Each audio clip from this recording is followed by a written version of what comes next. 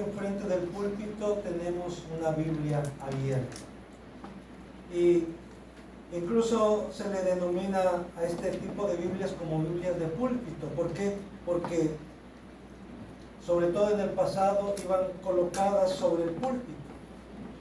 Y últimamente pues ya no se hace eso. Una, porque ya casi no se utilizan los púlpitos. Ya muchos consideran que los púlpitos pasaron de moda. Ahora hay que utilizar atriles, hay que utilizar otro tipo de mobiliario.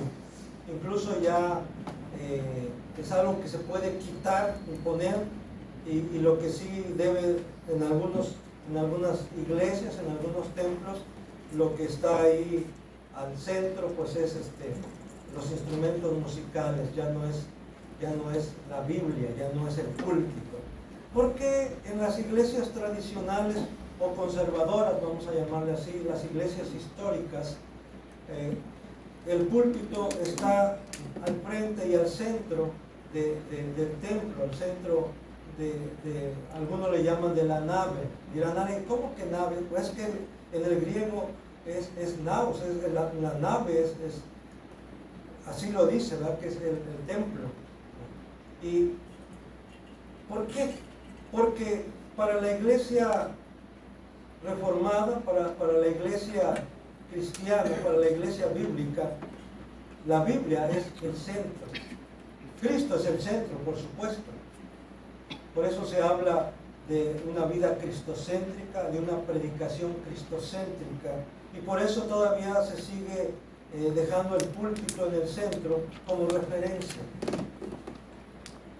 Y por eso quise en este día que vamos a hablar sobre la importancia de la Biblia, la necesidad e importancia de las santas escrituras. Y la Biblia precisamente son esas santas escrituras. Y en el mes de agosto también mencionaba yo que al menos en México se celebra el mes de la Biblia, y el último domingo de agosto es el día de la Biblia. Y en algunas iglesias se hacen eventos, se hace programa especial para conmemorar, para celebrar el día de la Biblia. Hoy nos adelantamos un poquito porque, si Dios permite, dentro de 8 días vamos a seguir hablando sobre algunas características, cualidades o atributos de la Biblia. Por ahora vamos a hablar sobre la necesidad e importancia de las Sagradas Escrituras. ¿Amén? Amén. Bien, entonces estamos de acuerdo, y vamos a iniciar con el primer punto de este tema: las dos maneras principales en que Dios se da a conocer. Esto es importante, hermanos, dejar claro que Dios no es un objeto de estudio, como pueden ser las estrellas o los planetas, por ejemplo. Si hablamos ya de fuera de nuestro planeta Tierra, el universo, e incluso hablan hasta del exo-universo, o por lo menos del exosistema solar, afuera del sistema solar. Los telescopios están enfocados hacia el estudio de los planetas, de las estrellas, de las galaxias. Dios no es un objeto de estudio de ese tipo. O ya pensando en los seres vivos o en los objetos que hay aquí en la tierra, que se pueden poner bajo el microscopio, por ejemplo. Dios tampoco se puede poner ni bajo el microscopio, ni se puede enfocar con un telescopio. ¿Por qué? Porque Dios no es un objeto. Y no podemos estudiar a Dios en esos términos. La única manera de poder conocer a Dios es por medio de su autorrevelación. Hasta donde Él se ha dado a conocer es que podemos conocer a Dios. Y es aquí, en las Sagradas Escrituras, es aquí en la Biblia, en donde Él se ha dado a conocer, y sí podemos conocer a Dios por medio de el estudio de las Sagradas Escrituras. Vamos a ver cómo Pablo le dice a Timoteo que desde la niñez, dice, has sabido las Sagradas Escrituras, has conocido las Sagradas Escrituras, las cuales te pueden hacer sabio para la salvación que es en Cristo Jesús, por medio de la fe en Cristo Jesús. Sí, es necesario conocer las Escrituras, porque es la única manera de conocer a Dios, porque es la única manera de conocer a Cristo. Por eso Cristo también, ahí en Juan 5:39, le decía a la gente que lo escuchaba, a la gente que le oía, le decía, escudriñen las Escrituras, porque en ellas les parece a ustedes que tenéis la vida eterna, y es que ellas son las que dan testimonio de mí, les decía el Señor Jesús. Las Escrituras dan testimonio acerca de Jesús. La única manera de llegar a conocer realmente a Jesús es por medio de las Escrituras, y también, por supuesto, haciendo de Él nuestra experiencia. Pero para que podamos llegar a conocer a Jesús, tiene que ser a través de la Escritura, a través del Evangelio. Y aquí está el Evangelio. Por eso en el Nuevo Testamento comienza así diciendo, el Evangelio de nuestro Señor Jesucristo según San Mateo, por ejemplo. El Evangelio de nuestro Señor Jesucristo según San Mateo. El Evangelio de nuestro Señor Jesucristo según Marcos. El Evangelio de nuestro Señor Jesucristo según Lucas o San Lucas. El Evangelio de nuestro Señor Jesucristo según San Juan. Y así. Porque el Nuevo Testamento es la figura central, es Jesucristo. La figura central del Evangelio es Jesucristo. Jesucristo mismo es el Evangelio, es las buenas nuevas de salvación. Por eso tenemos que decir, hermanos, que solamente hay dos maneras principales en que Dios se da a conocer. Una es en la creación primero, en lo que Él creó. Esta manera en que Dios se revela en parte está dirigida al ser humano, apelando a su capacidad de observación y razonamiento. Dentro de lo que es la ciencia, por decirlo así,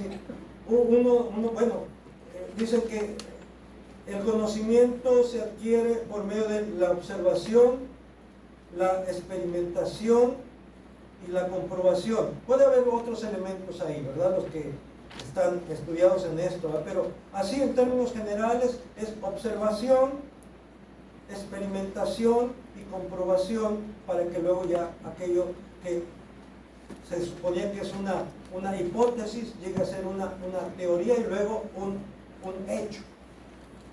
Un hecho.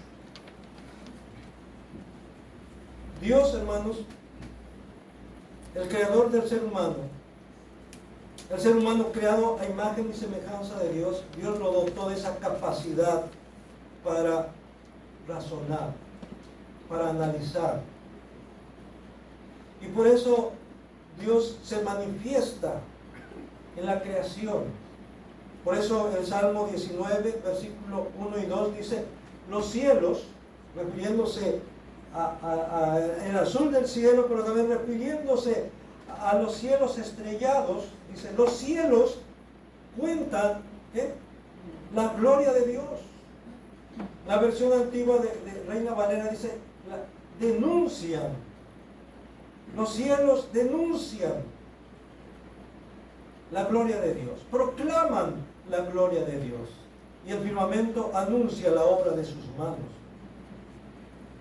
Un día emite palabra a otro día, y una noche a otra noche declara sabiduría. Dirá, ¿qué palabra emite?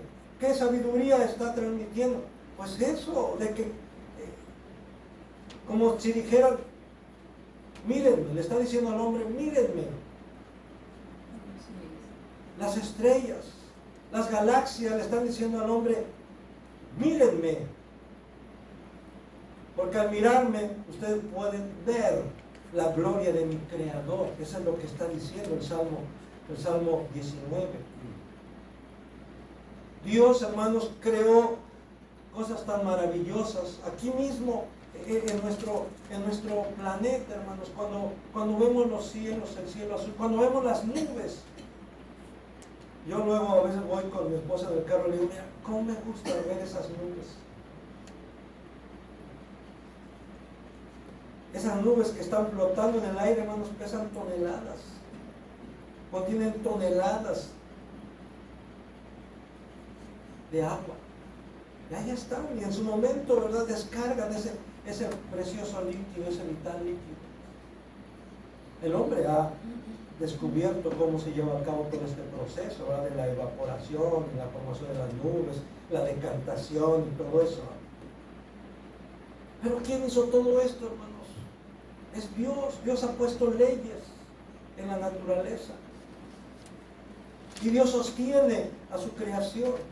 Por eso el salmista dice, los cielos cuentan la gloria de Dios y el firmamento anuncia la obra de sus manos. Un día emite palabra, otro día, y una noche a otra noche declara sabiduría. Y luego dice más adelante, no hay lenguaje ni palabras, ni es oída su voz.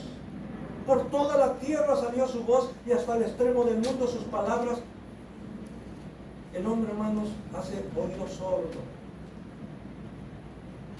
a la voz de las criaturas de Dios, de la creación de Dios, de las maravillas de Dios. Dice la evolución, la casualidad. Otros dicen la buena suerte.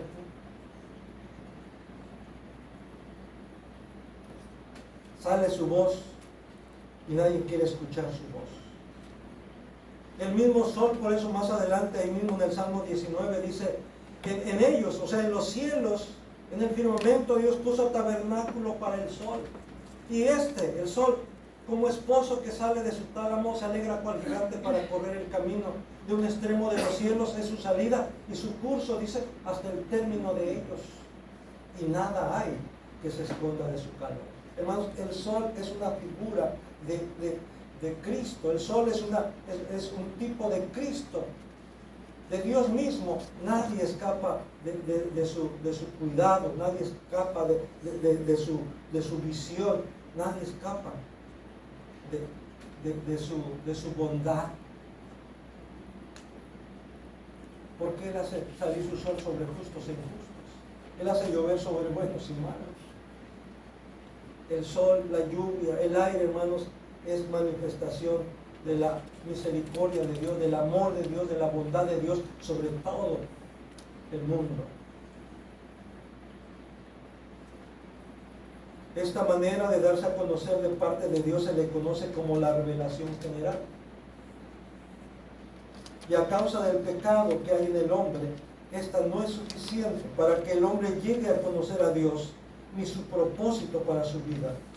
Y lo único que hace es dejar al hombre, gracias, lo único que hace es dejar al hombre que sin excusa. Dice en Romanos 1, versículo 19 y 20, si quiere buscar en su Biblia, Romanos 1, 19 y 20,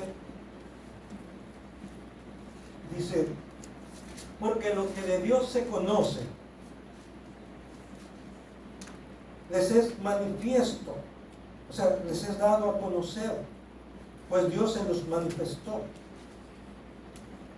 Porque las cosas invisibles de Él, su eterno poder y deidad, se hacen claramente visibles desde la creación del mundo, siendo entendidas por medio de las cosas hechas, de modo que no tienen excusa. El hombre, hermanos, ante las maravillas que Dios ha creado en el mundo, las montañas, hermanos, el mar, los ríos, los árboles. No sé si alguna vez usted ha estado en el bosque, en la selva, en el monte. Yo a veces he tenido la oportunidad y a veces me he recostado así bajo los árboles y observo los árboles de abajo hacia arriba. Y es maravilloso ver esa creación de Dios. Tiene uno que aprender a apreciar lo que Dios ha creado, lo que Dios ha hecho para nuestro beneficio, hermanos. Los árboles son para nuestro beneficio. Qué tremendo, qué triste, qué terrible es que el ser humano no se fija en ello y está talando los montes, las selvas, está destruyendo los ecosistemas, contaminando los mares, porque no está pensando ni siquiera en sí mismo, no está pensando ni siquiera en su descendencia. ¿Qué mundo le vamos a dejar? ¿O le estamos dejando ya a nuestros hijos, a nuestros nietos? Tenemos que pensar en eso, pero sobre todo, ¿qué estamos haciendo con la creación de Dios? El ser humano va a dar cuenta de esto a Dios. Dios va a pedir cuentas al ser humano qué ha hecho, qué está haciendo con su creación. Pero aquí dice, hermanos, que a pesar de que Dios se manifiesta su gloria, ¿quién es Él en la creación? El hombre ignora y prefiere atribuírselo a dioses. Dicen, ay, esos aborígenes, ¿verdad?, que tienen sus dioses, ¿verdad?, y todos horribles, ¿verdad? Pero ¿qué diferencia hay entre aquellos dioses bien formados, de oro y de plata, con aquellos dioses que son de piedra? ¿Cuál es la diferencia? Ninguna, porque ambos son ídolos, porque ni uno ni otro puede hacer ni bien ni mal, porque el único que puede y tiene poder para hacer bien es Dios. Y por eso dice, el hombre queda sin excusa. Y todavía sigue diciendo más en Romanos, no más que siempre por cuestión de tiempo me limito, pero sigue diciendo más adelante que aún viendo esto que hicieron, se hicieron imágenes de seres corruptibles, de aves, de cuadrúpedos, de reptiles y aún de seres humanos, y los adoraron como Dios. El hombre prefiere hacer sus propios dioses. Oigan bien esto. El ser humano, los hombres prefieren hacer sus propios dioses que reconocer, que creer en el Dios verdadero. ¿Saben por qué?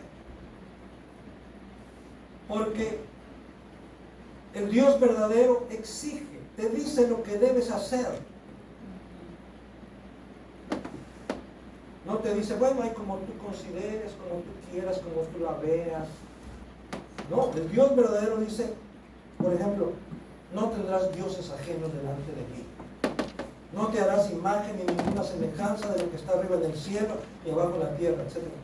No codiciarás la mujer de tu prójimo, no codiciarás la casa de tu prójimo, no codiciarás la sierva o el siervo de tu prójimo, no codiciarás la bestia de tu prójimo, no codiciarás nada de tu prójimo. Así es Dios. Es directo y es claro. Y se tiene que hacer así como Él dice. Pero ¿qué pasa? El hombre dice, no, me hago mi Dios y como yo lo hice, entonces yo soy quien determina cómo quiero vivir. Y ahí tienen razón los ateos que dicen, el hombre ha hecho a Dios a su imagen. ¿Sí? En muchos casos, el hombre ha hecho a Dios, con minúscula, a su imagen. Esos dioses que el hombre hace tienen su imagen del hombre que los creó. Pero el Dios de la Biblia, hermanos, el Dios de la Biblia es el Dios que nos ha hecho a imagen suya. Y Él es el que dicta las normas. Él es el que dice cómo debemos vivir. Esa es la explicación, hermanos, por qué el hombre prefiere mejor hacer sus propios dioses que creer en el Dios verdadero, en el Dios de la Biblia. Entonces vemos que la creación lo único que hace es dejar al hombre sin excusa. Por eso es necesaria la autorrevelación de Dios. Y de eso nos habla Hebreos capítulo 1. Pueden buscar por favor Hebreos capítulo 1, versículo 1 al 3. Dice Hebreos 1, del 1 al 3. Dios, habiendo hablado muchas veces y de muchas maneras en otro tiempo a los padres por los profetas, en estos postreros días nos ha hablado por el Hijo, a quien constituyó heredero de todo y por quien asimismo hizo el universo, el cual, hablando del Hijo, siendo el resplandor de su gloria y la imagen misma de su sustancia, y quien sustenta todas las cosas con la palabra de su poder, habiendo efectuado la purificación de nuestros pecados por medio de sí mismo, se sentó a la diestra de la majestad en las alturas. Dios, en el tiempo pasado, dice el autor de los Hebreos, estamos hablando de que esto se escribió hace 2000 años, y está diciendo, en el pasado, o sea, antes de la venida de Cristo, dice, Dios ya había estado hablando a nuestros antepasados, a nuestros padres, a nuestros patriarcas, por medio de los profetas. Y la Biblia dice que el pueblo mismo de Israel rechazó a los profetas. Por eso dice, en estos postreros días nos ha hablado por el Hijo, por medio del Hijo. ¿Quién es el Hijo? Nuestro Señor Jesucristo, dice, al cual constituyó heredero de todo y por quien asimismo hizo el universo. Entonces, ahora, hermano, podemos decir que la máxima revelación de Dios, ¿quién es? Jesucristo. De tal manera que Jesucristo mismo podía decir, el que me ha visto a mí, ha visto al Padre. De tal manera que la Escritura dice que ese verbo eterno se hizo carne y habitó entre nosotros y vimos su gloria, dice, gloria como del unigénito del Padre, lleno de gracia y de verdad. Nosotros ahora tenemos esa bendición. Los que vivieron en tiempos de Jesús y nosotros ahora también tenemos esa bendición que podemos conocer a Jesús, ver a Jesús y por medio de él ver al Padre por medio de la fe. Por medio de la fe. Por eso, sin fe es imposible agradar a Dios. Esta revelación de sí mismo la hizo por medio de teofanías o manifestaciones visibles, como el ángel de Jehová, allá en Génesis 16:7, Éxodo 3:2. No voy a entrar no vamos a ver esos pasajes, solamente los menciono para que usted después pueda hacerlo. En visiones, como en Génesis 15:10, en sueños como Números 12:6, con voz audible como en Génesis 17:1-4 y en Números 12:7-8. Recuerden esa voz audible, primero la escuchaba Adán y Eva antes de pecar. Dios conversaba con ellos. Yo creo que no veían a Dios, pero escuchaban su voz. Después Noé escuchó la voz de Dios. Después Abraham escuchó la voz de Dios. Moisés escuchó la voz de Dios. O sea, Dios ha estado hablando, siempre ha estado hablando. El hombre es el que no quiere escuchar. El hombre es el que se hace el sordo. Pero Dios siempre ha estado hablando. Y lo sigue haciendo constantemente a través de la creación. Y lo sigue haciendo constantemente a través de la predicación de la palabra. Lo sigue haciendo a través de la palabra que se distribuye, la palabra escrita, los folletos, a través de la radio, a través de la televisión, a través del internet. Dios sigue hablando y el hombre sigue ignorando esa voz de Dios. Pero era necesaria que esa revelación especial quedara escrita. Por medio de esta revelación, de la autorrevelación de Dios, se le conoce también como revelación especial. Y esta revelación especial está dirigida al hombre como pecador, dándole a conocer su plan redentor, revelándole el propósito para el cual fue creado, o sea, para qué fuimos creados. En Isaías 43:7 dice, el Señor mismo, todos los llamados de mi nombre, para gloria mía los he creado, dice, los formé y los hice para gloria mía, dice el Señor. A todos los que yo he llamado, yo los he creado para mi gloria, dice el Señor. Así que, hermano, hermana, tú has sido creada, tú has sido creado, ¿qué? Para la gloria de Dios. No para que te pierdas, sino para que tengas vida eterna. Por eso Juan 3:16 dice, porque de tal manera, o como en la nueva versión internacional, cuánto ha amado Dios al mundo. Tomemos conciencia de cuánto nos ha amado, que ha dado a su unigénito Hijo Jesucristo, a su único Hijo Jesucristo, para que todo aquel que en Él cree no se pierda, sino que tenga vida eterna. Y de esa manera, hermanos, estaremos cumpliendo el propósito para el cual fuimos creados. Tú fuiste creada, tú fuiste creado para la gloria de Dios, para que vivas para la gloria de Dios. Eres especial para Dios, porque Él te amó desde antes de la fundación del mundo, y Él te ha sostenido hasta ahora. Y la Biblia dice que el que ha comenzado la buena obra en ti, que la va a perfeccionar hasta el final. No te va a dejar a medio camino, no te va a dejar tirada, te va a llevar hasta el final. La importancia y necesidad de que esa autorrevelación de Dios quedase escrita.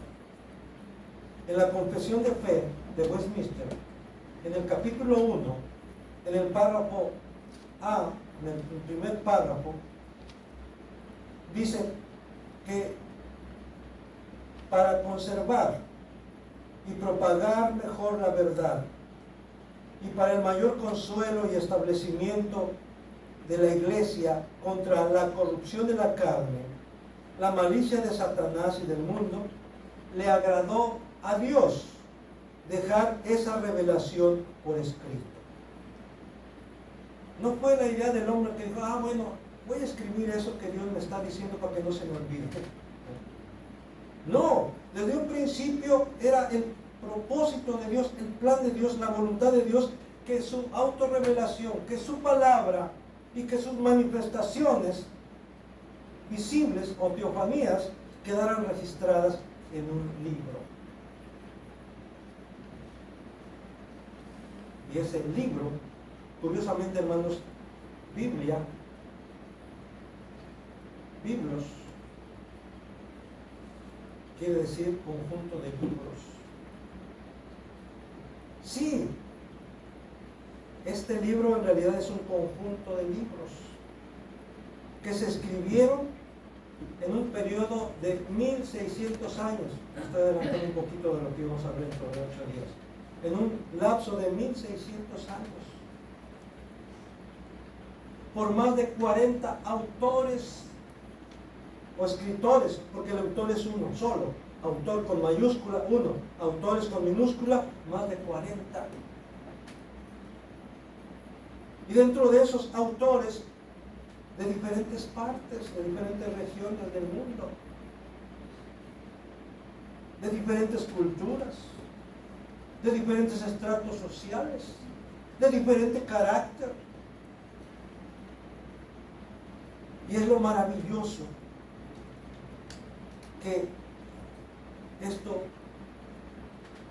se concentra en un solo libro y que en este libro no hay contradicciones.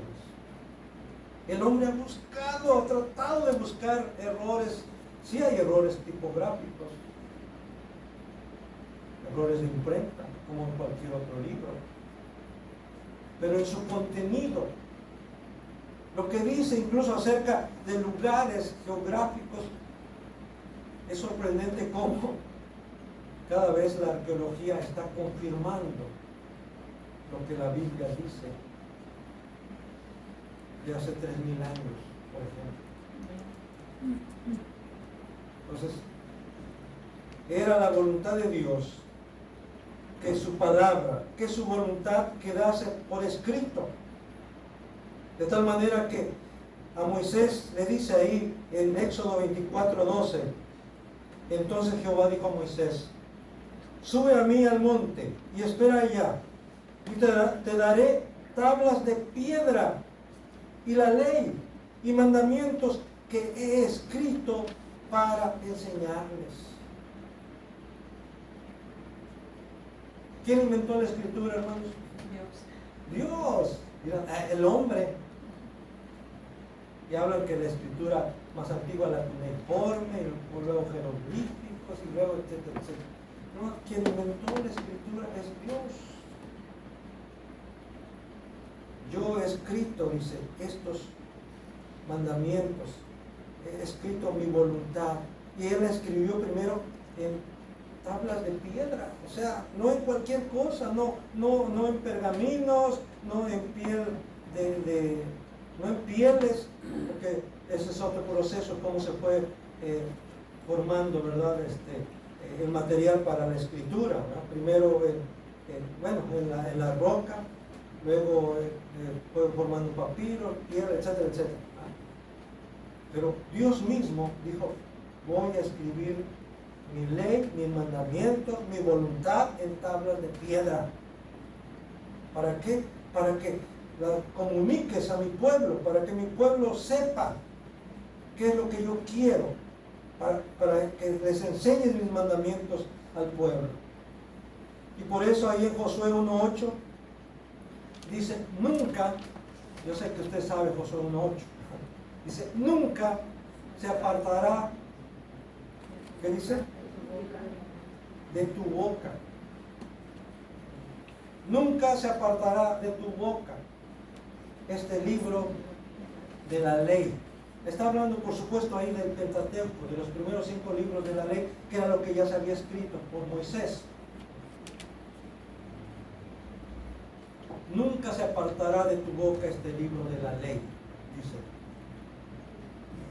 sino que de día y de noche meditarás en él. Ahí está hablando ya de un libro, de un escrito. ¿Cuál escrito? ¿Cuál libro? El libro de Moisés, el Pentateuco, los 5 primeros libros de Moisés, Génesis, Éxodo, Levítico, Números, Deuteronomio. Sino que de día y de noche meditarás en él para que, dice, para que hagas conforme a todo lo que en él está escrito. Y entonces, cuando tú hagas conforme a todo lo que en él está escrito, ¿qué va a pasar?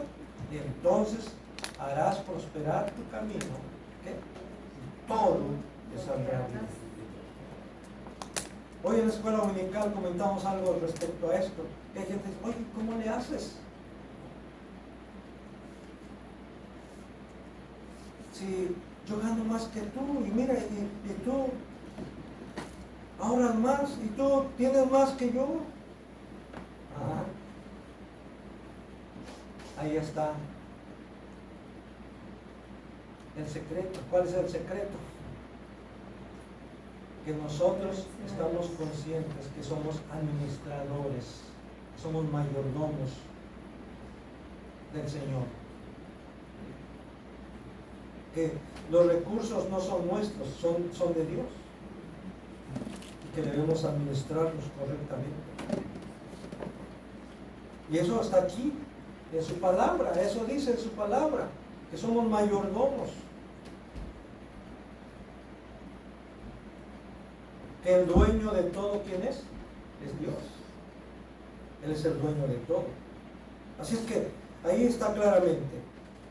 Por eso Isaías decía ahí en el capítulo 8, versículo 20, a la ley y al testimonio, Si no dijeren conforme a esto, ¿es por qué? Porque no les ha amanecido. O sea, si nada más me vas a decir de tu idea, no, ¿sabes qué? No. A mí demuéstramelo con lo escrito. A mí demuéstramelo qué dice. Y sobre todo dice, también habla del testimonio. Testimonio de lo que Dios ha hecho, pero también de tu testimonio. A veces, hermanos, ¿por qué no tenemos mucha eficacia en nuestro evangelismo? Porque nosotros decimos una cosa y hacemos otra. Y porque a veces también aún nuestra familia no nos quiere seguir, no nos cree. ¿Por qué? Porque ¿quién nos conoce más? Ellos. Y dicen, bueno, ¿y cómo es que tú me estás diciendo que haga esto y esto otro? Y mira, y tú no lo estás haciendo. O mira, ¿y tú cómo estás viviendo? Por eso dice, a la ley, ¿qué? Y al testimonio. Si no dicen conforme a esto, es porque aún no les ha amanecido. Y ahí hay otros pasajes más que vamos a omitirlos por cuestión, otra vez, como decía, de tiempo. Y quiero que vayamos al tercer punto, al tercer aspecto de la necesidad e importancia de las Sagradas Escrituras. Vamos a hablar, aunque sea brevemente, sobre la confiabilidad y autoridad de las Santas Escrituras. Las Santas Escrituras son la palabra de Dios, eso hay que dejarlo bien claro. Son la palabra de Dios. Son la voluntad de Dios. El otro día les decía, ¿cómo está dividida nuestra Biblia? A ver, díganme. Antiguo Testamento, la primera parte, y la segunda parte, ¿cómo? Nuevo Testamento. Antiguo Testamento y Nuevo Testamento. Ahora, ¿qué es un testamento? ¿Se han puesto a pensar en eso? ¿Qué es un testamento? Es la voluntad de alguien, hablando en términos generales, pero que está por escrito. Porque eso de que, mijo, ahí te dejo la casa, pero pues, si no hay nada por escrito. Mijo, ahí te dejo el terreno, pero pues, si no hay nada por escrito. Mijo, ahí te dejo la yegua blanca, y si no hay nada por escrito. Ahí te dejo la camioneta, pero si no hay nada por escrito. Pero si ya está por escrito, eso vale. Ese es un testamento, es la voluntad de alguien que deja por escrito, para que se haga así, así como lo quiere, así como lo desea. Si no, no vale. Por más que no, pero es que de veras, ella cuando estaba ya agonizando me dijo que... Sí, pero si no hay nada por escrito. Entonces, el valor de un testamento es que refleja, o es más bien, la voluntad del testador y está por escrito. Y está por escrito para que se haga así conforme lo quiere el testador. Entonces, hermano, hermana, esto nos da a entender, esto nos ayuda a entender más bien, que si en el Antiguo Testamento, ¿quién es el testador? Es Dios. Y en el Nuevo Testamento, ¿quién es el testador? Es Dios, es Cristo. Y está aquí por escrito, ¿para qué? Nomás como información. Está escrito para que se cumpla su voluntad. Lo que Él dice, lo que Él quiere está aquí. Por eso es Antiguo Testamento, Nuevo Testamento. Otros le llaman Antigua Alianza, Nueva Alianza. Pero esta es la voluntad de Dios. tanto el Antiguo como el Nuevo Testamento, es la voluntad de Dios.